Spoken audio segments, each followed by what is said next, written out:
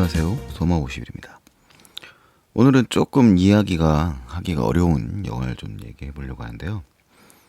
이야기하기 어려운 영화는 이 영화가 표현하고 있는 방식이 뭐라고 할까요? 시각적인 표현 방법을 통해서 내러티브보다도 더 많은 것을 표현하는 영화이기 때문에 이렇게 말로 설명하기엔 조금 어려움이 많은 영화라고 할 수 있을 것 같습니다. 영화가 담고 있는 또 함이라든가 상징이 많은 영화라서요. 또 이제 저희가 또 어떻게 보면 낯선 제가 좀 문외한이라고 할 수 있는 미술이라든가 예술론에 관련된 영화이기도 하고요.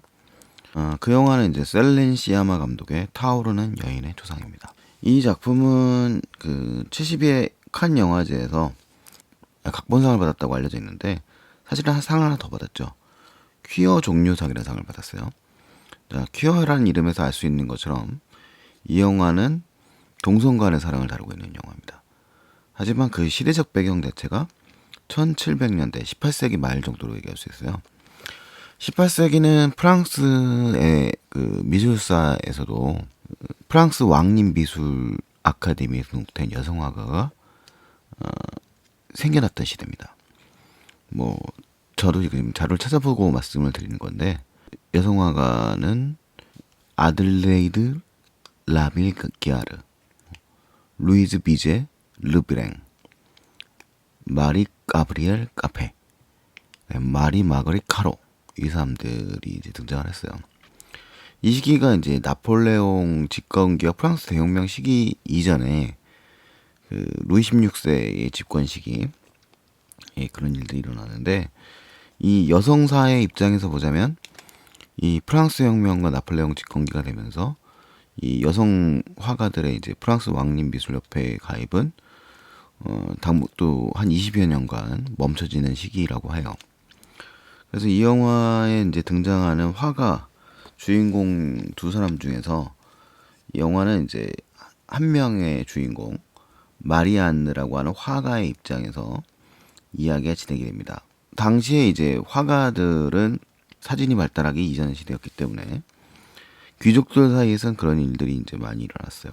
그 결혼하기 전에 멀리 떨어져 있는 남편이 될 사람들에게 초상화를 보내고 그 초상화의 모습을 보고 이제 만족스럽다면 결혼이 이루어지는, 정말 우리나라 조선시대에서 얼굴도 보지 못하고 결혼했던 거랑 큰 차이 없는 그런 혼인들이 이제 일어났던 시대였던 거죠.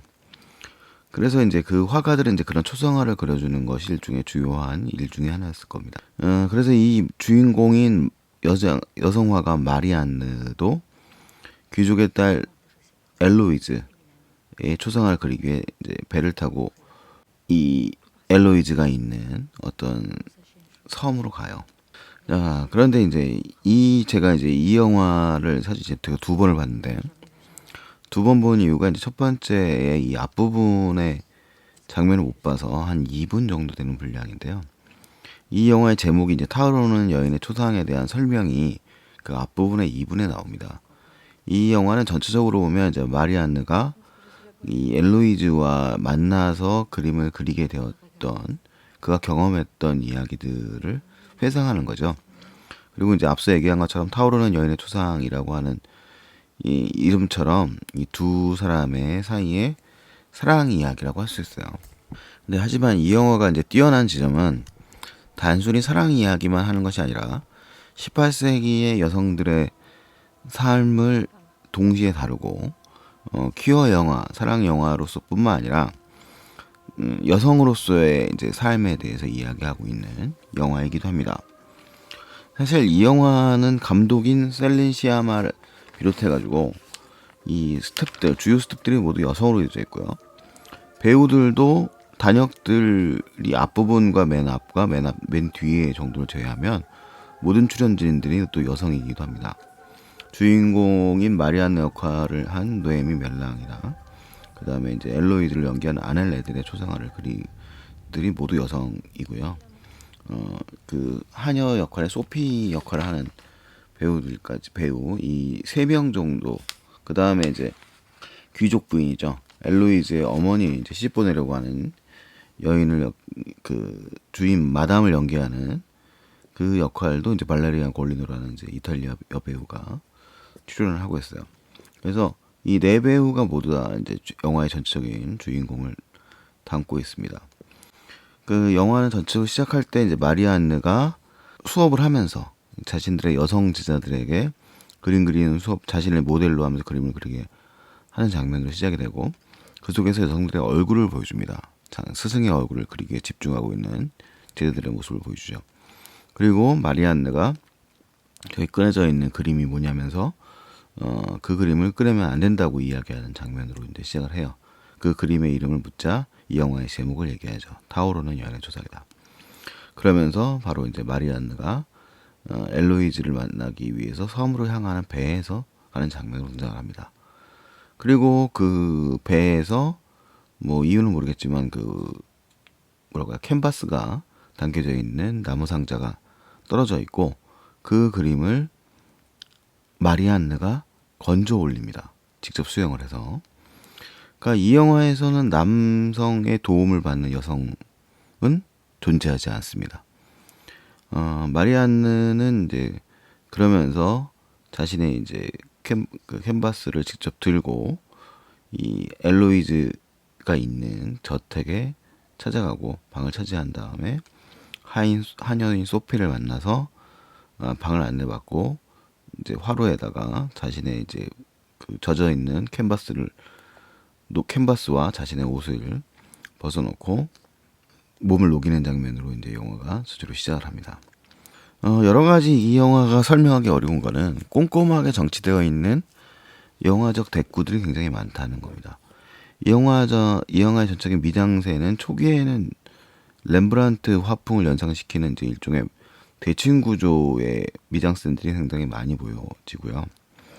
그런 것들의 모습들이 이제 영화의 전적인 구성에도 되게 치밀하게 구성이 되어 있어요.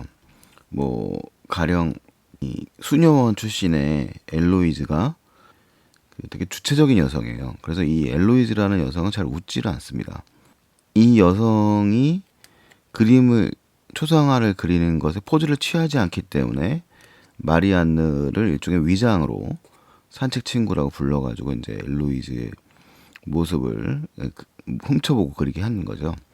그래서 마리안느는 엘로이즈의 얼굴을 계속 훔쳐볼 수밖에 없어요. 뜯어보면서 되는 건데, 그 과정 자체에서 이제 둘이 감정을 키워나갑니다. 근데 이 영화에서는 그 감정을 고양시키는 방식들을 일부러 회피합니다.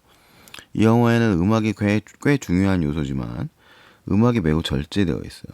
거의 사용되지 않고 있다가 후반부에서 이들의 감정적 정서를 표현하는 방식을 이제 슬쩍 드러낼 때 비발디의 사계 중에 여름의 사막장이 사용됩니다. 그 전에 이제 그 여인들이 노래하는 장면이 또 사용되기도 하는데, 그래서 이 영화에서는 그 얼굴이 매우 중요하고요. 그 얼굴의 표정들의 시선과 감정들이 되게 중요하게 묘사됩니다. 그런 것들을 뭐 자세하게 제가 설명하기에는 너무나 세세해서 한 장면 한 장면으로 시퀀스 분석을 하는 게 맞는 거지만, 저희 채널에서 이렇게 리뷰를 하면서 설명하기는 참 어려운 얘기인 것 같아요. 이 영화에는 어쨌든 간에 이 둘이 사랑 관계를 맡게 되는 이야기지만, 전형적인 멜로 영화처럼 감정적 정서를 겪거나 누가 위기를 겪거나 이런 장면이 아닙니다. 둘은 이미 이제 당시의 시댁 사회상 속에서 엘로이즈는 결국은 이제 밀라노에 있는 얼굴도 모르는 어떤 귀족 남자에게 시집을 가야 되는 운명인 거죠. 근데 그녀는 이제 수녀원에 있다가 나왔어요. 그리고 이제 영화에 등장하지 않지만 자신의 언니의 죽음으로 인해서 굳이 가고 싶지 않은 이제 결혼을 해야 되는 거고, 그 결혼이 싫어서 초상화 모델이 되려고 하지 않는 겁니다. 초상화 모델이 돼서 초상화 보내주면 결혼이 결정이 되기 때문에 그런 거죠. 근데 영화 재밌는 점은 이 엘로이즈의 얼굴이 계속 보여지지 않다가 한 20분 정도 지나야지만 보여집니다. 그 전에 화가인 마리안느가 보는 전 화가가 그리고 실패한 그림 속에 엘로이즈의 얼굴은 지워져 있어요. 그리고 이 영화 속에서 마리안느는 그림을 이 엘로이즈의 초상화를 2번 그리게 되고, 그 다음에 그림 하나 더 그리게 됩니다. 자, 일단은 엘로이즈라고 하는 인물은 드레스가 하나 있는데 그 드레스를 거부합니다. 그래서 그 드레스는 이 마리안느가 초상화를 그리기 위한 용도로서 따로 그려지게 되죠. 그래서 포즈를 취하지 않는 이 엘로이즈의 얼굴을 뜯어보고 그 그림을 모아서 이제 마리안는 초상화를 완성해 가는 과정을 거치는데, 둘의 감정이 그 사이에 조금씩 커가는 장면들이 보여져요. 자, 그러면서 이 영화에서 그게 영화의 한 중간 정도 되고요. 이쪽에 엘로이즈의 엄마, 귀족 부인이 그 그림을 완성하러 보러 가자고 하는데, 정작 이제 이 마리안느의 그림을 엘로이즈에게 보여줘야 된다고 얘기하면서, 정직해져야 된다고 하면서 보여주자 엘로이즈는 자신의 그림을 저게 난가요? 라는 질문을 던지고, 저건 날 닮지도 않았고 당신도 닮지 않았기 때문에 마음에 들지 않는다고 얘기를 해버려요. 그 얘기를 듣고 마리안느는 그 그림의 얼굴을 지워버리죠. 자, 그러면서 그림을 다시 그립니다. 그러면서 마리안느가 이제 해고당할 위기에 처하자 엘로이즈는 이제 내가 포즈를 취할 테니까 시간을 달라고 얘기하고, 어머니는 자신이 떠나 있는 5일인가요? 그 정도 되는 시간을 갖다가 이용해서 그림을 그리라고 이제 시간을 말미로 줍니다. 자, 사실은 그런데 그러면서 이 영화 속의 주인공들은 해방구가 펼쳐져요. 자, 이 영화 속에는 그 마리안느와 엘로이즈 외에도 소피라고 하는 하녀가 이제 거의 이제 주역에 가까운 이제 조연 연기를 하고 있는데, 이 소피라는 이제 일종의 계층적으로는 하층 계급에 해당된다고 할 수 있겠죠. 근데 그녀는 이제 당대 여성이라면 겪었을 일종의 이제 임신 문제를 겪게 됩니다. 그 문제에 이 여성들은 뭐 신분이 다르다고 해서 뭐 자신이 차별 의식을 갖고 있는 게 아니고, 사실 엄밀히 말하자면 귀족 계층의 이제 고용주에 해당되는 엘로이즈가 가장 높은 신분일 거고, 그 다음에 이제 고용되어 있는 고용인인 마리안느가 화가로서 그 다음 정도의 신분일 거고, 소피가 이제 어떻게 보면 더 하층 계급의 신분이었겠죠. 근데 그러면서 이 영화에서 이 세 사람은 신분적 차이가 있음에도 불구하고 여성이라고 하는 이유를 가지고서 나중에 연대의식을 오히려 갖게 돼요. 그리고 소피의 문제에 같이 참여를 합니다. 마리안느와 엘로이즈는 모두 사랑에 빠지기도 하지만, 소피의 낙태 문제에 대해서 당신은 뭐 당연히 카톨릭에 의해서 낙태가 금지되어 있었을 테니까요. 그것을 해결해 주는데 참여를 하게 되는 거죠. 그래서 마리안느가 이 그림을 중간에 한번 더 그리는 거는 이 엘로이즈의 요청에 의해서 이 소피가 낙태하는 과정, 당시에 이제 시대적 풍속화라고 말할 수 있겠죠. 아무도 그려주지 않을, 남성들 화가라면 그려주지 않을 여성들의 시대적 풍경들을 묘사하는 장면을 그려내는 겁니다. 스케치를 담아내는 겁니다. 그래서 이 영화는 그런 이제 여성들의 여성사에 대한 이야기를 담고 있기도 하고, 그 다음에 이제 마리안느 엘로이즈라고 하는 당시에는 당연히 금기시되었었던 그 사랑의 이야기들을 또 애달게 한편으로 달아내는 거죠. 이 영화에서 사실은 이제 이 엘로이즈는 되게 웃음에 인색한 인물이었고, 어떻게 보면 박제된 삶 속에 갇혀져 있는 인물일 거예요. 그렇기 때문에 그가 선택할 수 있는 삶이라고 하는 것에 자유를 그나마 수녀원에서 느꼈던 거고, 그 수녀원의 삶에서 벗어나서 강제 결혼에 의해서 임하게 되니까 괴로웠던 거죠. 교회 음악 외에는 제대로 된 음악을 들어본 적도 없고, 그 다음에 뭐 그림이라든가 이런 것을 선택할 수 있는 여지도 없는 인물이었던 겁니다. 그 속에 되게 화가 나 있었던 거죠. 근데 그 화가 나 있는 모습이 처음에 마리안느의 첫 번째 초상화는 전형적인 초상화예요. 억지로 웃고 있는 듯한 그런 모습의 얼굴이었던 거고, 엘로이즈는 자신의 얼굴이 제대로 묘사되지 않았던, 어떻게 객관적으로만 그려져 있는, 감정이 담겨져 있는 그 그림에 대해서 화가 났던 거죠. 마리안느는 이제 그런 것을 깨닫게 되고, 엘로이즈의 화난 얼굴들을 마음을 담아서 그림을 그리게 되면서 이제 그림을 완성하게 됩니다.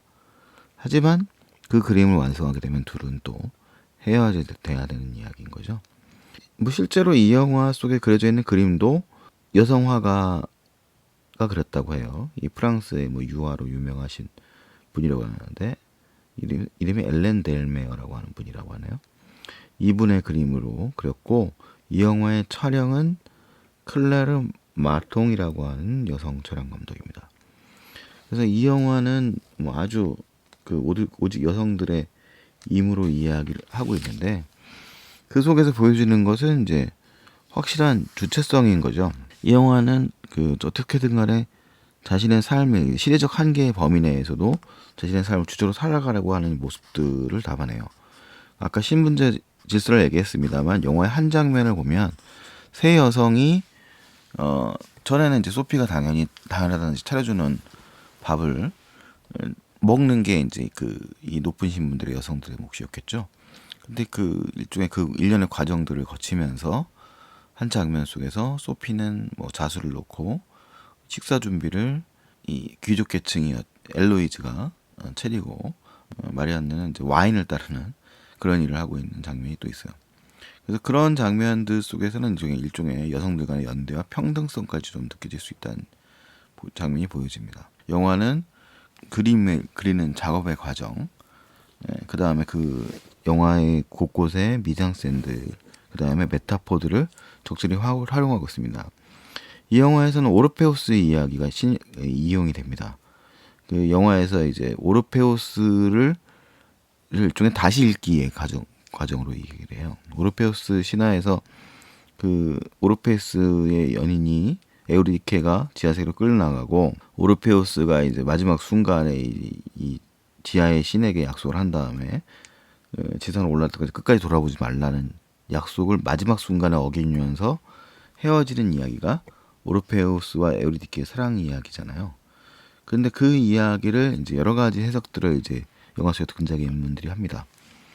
오르페우스가 그래도 약속을 어겼다고 하는 것에 일단은 불만을 갖기도 하고, 그 다음에 오히려 에우리디케가 원했던 것은 후자일 수도 있다라는 얘기니까 이제 돌아보기를 원했을 수도 있다는 얘기도 나오고요. 그러니까 이제 어떻게 읽을 것이냐의 문제는 남성적 관점에서 보는, 그러니까 사랑의 대상으로서의 에우리디케의 문제가 아니라 에우리디케의 시선으로 바라보는 그런 이야기일 수도 있는 거죠.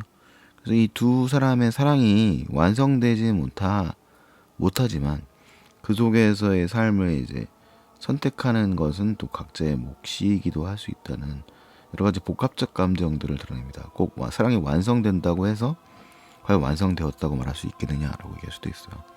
그래서 이 영화의 이제 후반부에 가면 화가로서 이제 굉장히 어려운 남성의 이름으로, 즉 자신의 아버지의 이름으로 갤러리에 이제 전시를 그려놓고 평가를 받는 이 마리안느의 모습이 등장을 하는데, 그 마리안느가 이제 마지막 장면에서 발견을 하죠. 엘로이즈를, 자신의 사랑했던 엘로이즈를. 그리고 그들의 표식, 사랑의 이야기가 담겨져 있는 것을 그들만 눈치챌 수 있는 이야기를 영화 속에서 발견하게 됩니다. 그런 감정들이 이 영화는 되게 과묵한 영화예요. 대사가 많다기보다는 영화의 시선과 시선이 마주치는 그런 감정들을 가지고서 설명하는 영화고, 그 사람 감정들을 꼼꼼히 들여다보면 들여다볼수록 더 많은 걸 발견할 수 있는 영화인 거죠. 제게 뭐 기회가 된다면 이 영화를 또 다시 한번 본다면 또 다른 이야기를 할 수 있을 것 같다는 생각이 좀 들어요.